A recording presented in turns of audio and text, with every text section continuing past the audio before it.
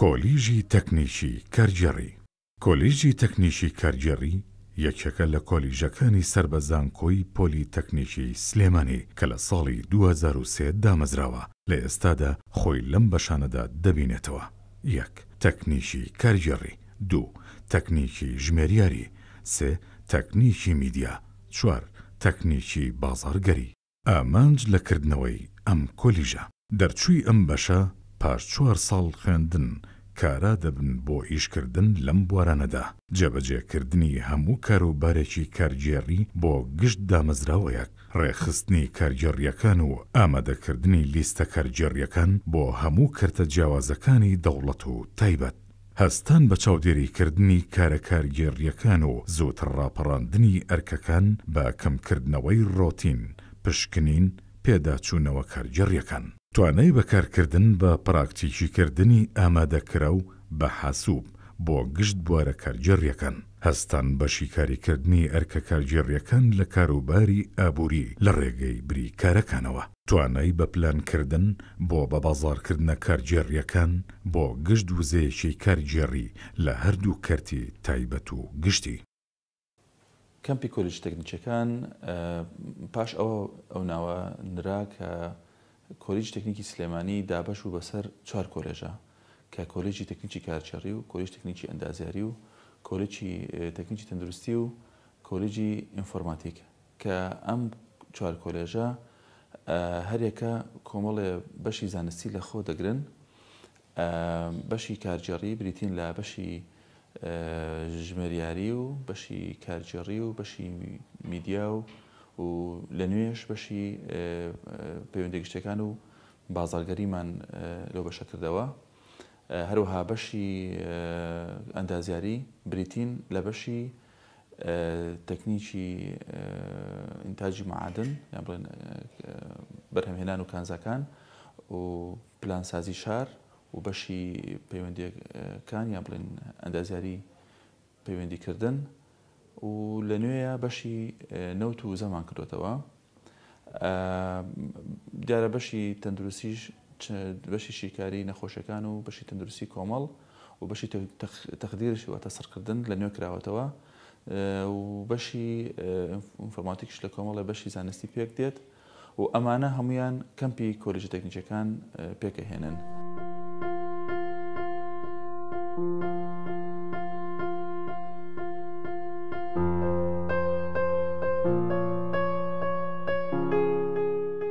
کۆلیژی ئێمە بڵێن وەکو چۆنە لە استراتیژیک پلانینە بڵێن لە تەختیتی استراتیژیە ڕۆیامان هەیە، پەیاممان هەیە و ئامانجیشمان هەیە.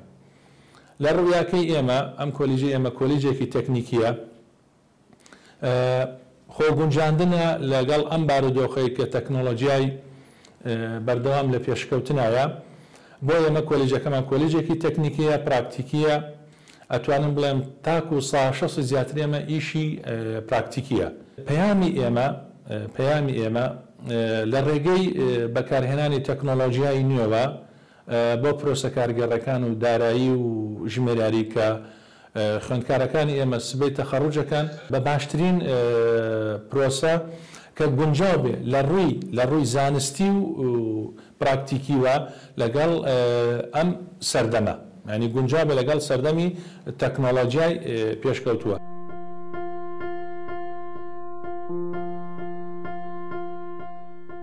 بەشی تەکنیکی میدیا لە ساڵی 2012 بۆ ساڵی خوێندنی 2012 بۆ 2013 دامەزراوە. تا ئێستا تەنها یەک کۆچبەری تەخەڕوجمان هەیە. بەشی تەکنیکی میدیا جیاواز لە بەشەکانی ڕاگەیاندنی زانکۆکانی کوردستان زیاتر ئەوانانەی کە لە بەشی ئێمە ئەوترێتەوە بابەتی تەکنیکین احتیمام بەلایەن عملیەکە زیاترە دێن تاوەکو نەزەڕێکەی. بۆیە جیاوازیەک هەیە لە نێوان ئەو خوێندکارانەی کە لە لای ئێمە دەرئەچن لەگەڵ خوێندکارانی کە لە بەشی ڕاگەیاندنی زانکۆکانی تر دەرئەچن، لەبەرەوەی لای ئێمە خوێندکار زیاتر هەوڵی لەگەڵادین بۆی بتوانێت لە ڕووی عملی کار و فەرمانەکانیان جێبەجێکن و فێری لایەنە عملیەکە بن، بۆیە زۆر بە ئاسانی ئەتوانن بکەونە سەر کار.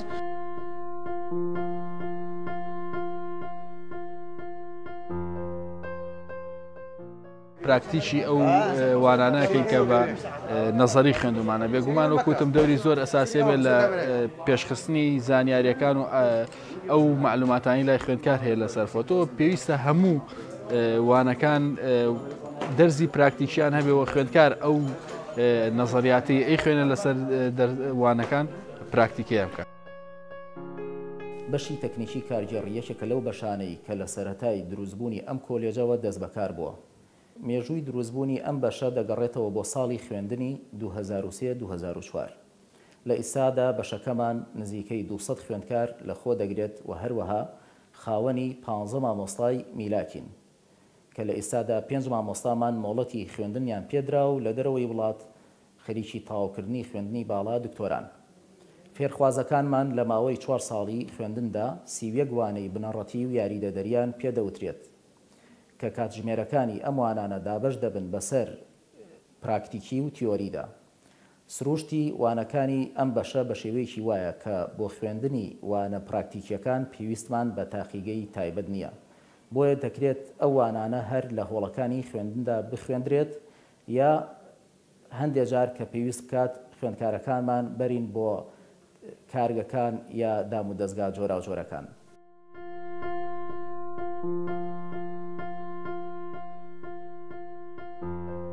من ناوم تابلوە، خوێندکاری کۆلێژی تەکنیکی کارگێڕیم. خۆشحاڵم کە لەم کۆلێژە وەرگیرام و ئەخوێنم لەبەرەوەی خوێندکارەکانی پێش من کە تەخەڕوجیان کردووە ئەگەر چی لە کەرتی گشتی بواری ئەویان نەبوو بێت دابمەزرێن، لە کەرتی تایبەت دامەزراون.